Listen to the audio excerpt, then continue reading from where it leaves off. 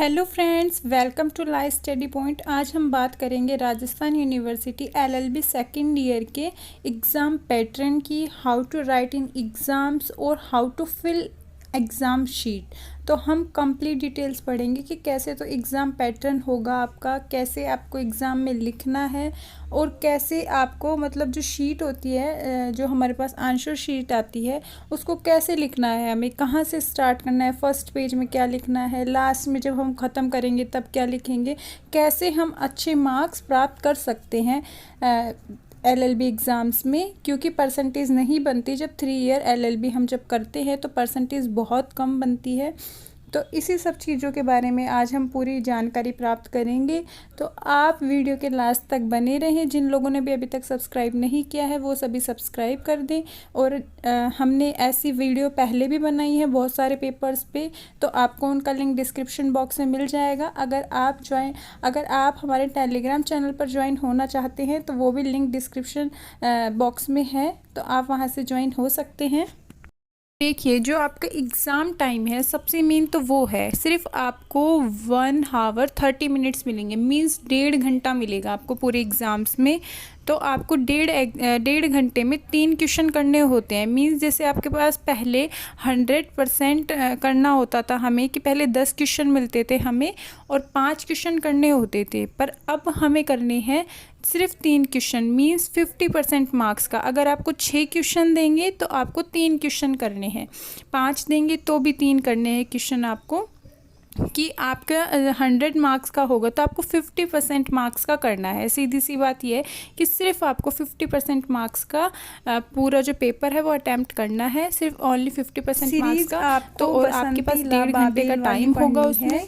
फिर सेकंड बात आती है कि आपको कौन कौन से पेन यूज करने होते हैं। तो आप ब्लैक और ब्लू दोनों पेन यूज कर सकते हो। अगर जिन लोगों के पास ब्लैक पेन से आप हेडिंग लिख सकते हो और ब्लू पेन से उसके अंदर का मैटर क्वेश्चंस आपके मिलेंगे। ब्लैक पेन से आप जैसे कोई डेफिनेशन क्लॉजेस पूरे एग्जाम, जैसे मान लीजिए आपका फर्स्ट पेपर ज्यूरिस्प्रूडेंस का है, तो उसमें बहुत सारे जो ज्यूरिस्प्रूडेंस में बहुत सारे डेफिनेशंस हैं, तो उनमें आप जो भी डेफिनेशंस लिखें तो उनके जितने भी जो नेम है, जिन लोगों ने भी उसके डेफिनेशन दी है, तो उनका नाम आप ब्लैक पेन से लिख के फिर नीचे ब्लू पेन से आप उसके डेफिनेशन दे सकते हैं। केसेस आप ब्लैक पेन से लिख सकते हैं, या फिर कोई जो मोस्ट लाइंस होती हैं या फिर किस चीज़ को हम हाईलाइट करना चाहते हैं तो उसको बॉक्स में ब्लैक पेन से बंद कर सकते हैं। तो जो हमें एग्ज़ाम्स का मतलब ही होता है कि अच्छी प्रेजेंटेशन देना, तो हमें वही अच्छी प्रेजेंटेशन देनी है जिससे आपके अच्छे मार्क्स आएँ।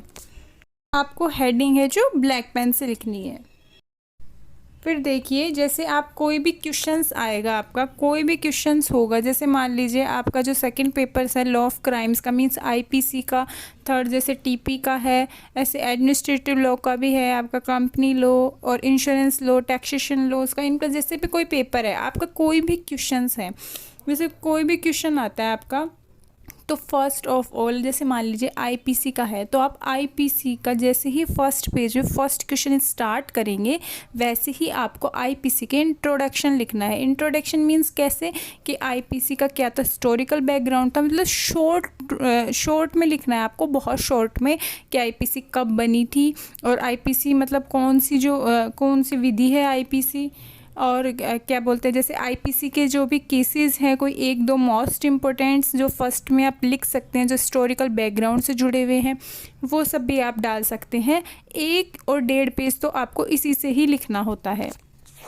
फिर इसके बाद जब हम 1 या 1.5 से 2 पेज तक हम जब भर लेते हैं तो उसके बाद आते हैं डेफिनेशन, जो क्वेश्चन में पूछ रहा है हमसे। मान लीजिए जैसे चोरी का है कोई क्वेश्चन, तो हमसे चोरी की परिभाषा पूछी या थीफ्ट की परिभाषा पूछी, तो हम उसके बारे में लिखेंगे कि आईपीसी में कहाँ पे है, कौन से चैप्टर में है, ठीक है, ये सब भी लिखना होता है पहले, कि आईपीसी के कौन से चैप्टर में है, और फिर उसके बाद वो कौन से सेक्शन में है, सेक्शन का नाम क्या है, फिर उसमें जो क्या डेफिनेशन दे रखी है वो सब भी लिखेंगे हम। फिर उसके बाद आता है कंक्लूजन। जैसे ही हमने सभी परिभाषाएं लिखी, उनके जो एक्सप्लेनेशन है मीन्स स्पष्टीकरण है, उनको देने के बाद हम लिखेंगे कंक्लूजन, कि इन सब उपरोक्त परिभाषाओं से ये निकलता है। तो हम सिर्फ 2 या 3 लाइन का कंक्लूजन लिखेंगे। फिर लिखेंगे डेफिनेशन रिलेटेड केस, मीन्स अगर कोई डेफिनेशन रिलेटेड केस है या फिर उस क्वेश्चन के मैटर से रिलेटेड कोई केस है तो वो सब हम डालेंगे कि कौन कौन केस है। जैसे मर्डर है तो जैसे KM नानावटी का केस डाल दिया हमने स्टार्टिंग में, फिर एक दो केस लिख के फिर उसके बाद हमने जो क्वेश्चन में मैटर पूछा है उसके बारे में लिख के फिर जैसे 5 केस डाल दिए। तो आप टोटल 15 केस याद कर लीजिए कि पर क्वेश्चन में हमें 5 केसेस डालने। तो इस तरीके से भी आपका सोल्व हो सकता है क्योंकि केस सारे हमें याद नहीं हो सकते। तो ये हमारा शॉर्ट फॉर्मूला है कि हम 5-5 केस याद कर लें और फिर उससे एग्ज़ाम्स में हमें सिर्फ 15 केस लिखने हैं। क्यों 15 केस? क्योंकि हमें सिर्फ ओनली 3 क्वेश्चंस ही अटैम्प्ट करने हैं एग्ज़ाम में इस बार।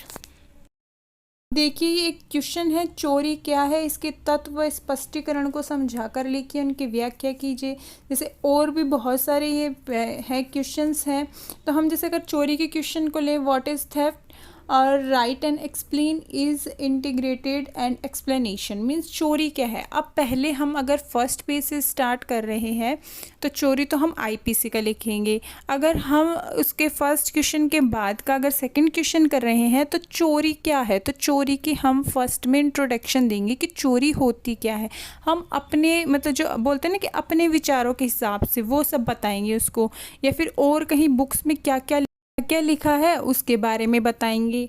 ठीक है, फिर उसके बाद आएगी चोरी की परिभाषा। अब चोरी की परिभाषा जहाँ IPC में दे रखी है, कौन से चैप्टर में दे रखी है उसके बारे में लिखेंगे पहले कि चैप्टर में, फिर ये सेक्शन है चोरी का, और फिर चोरी की परिभाषा लिखेंगे हम। फिर जो उनके इलस्ट्रेशंस दे रखे हैं तो सारे लिखने की ज़रूरत नहीं होती है, हमें सिर्फ 1 से 2 लिख सकते हैं हम, जितने भी दे रखे हैं उतने सारे नहीं लिखने होते एग्ज़ाम में।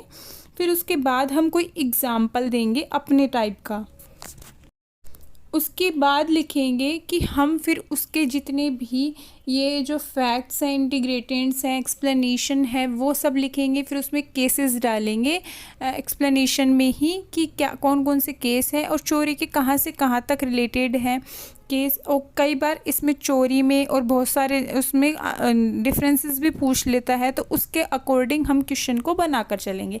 तो ऐसे आप कर सकते हैं और पर क्वेश्चन को आपको 30 मिनट्स देना है।